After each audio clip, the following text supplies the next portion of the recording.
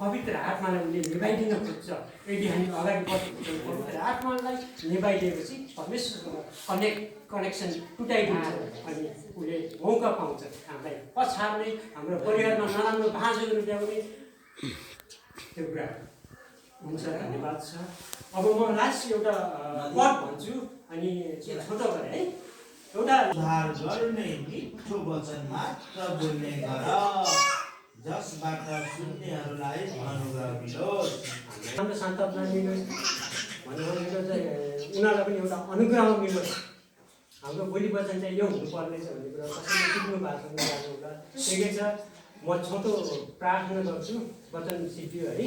धन्यवाद छ परमेश्वर पिता, तपाईँले आज हाम्रो बिचमा जसरी हाम्रो वचित्रलाई चलाउनको निम्ति, बसमा ल्याउनको निम्ति पवित्र आत्मामा भरिएर तपाईँको वचनहरू बोल्नको निम्ति तपाईँ परमेश्वरले अभिषेक गर्नुहुनेछ, सिकाउनुहुनेछ। त्रुटिहरू गल्तीहरूलाई तपाईँले हाम्रो आमेन।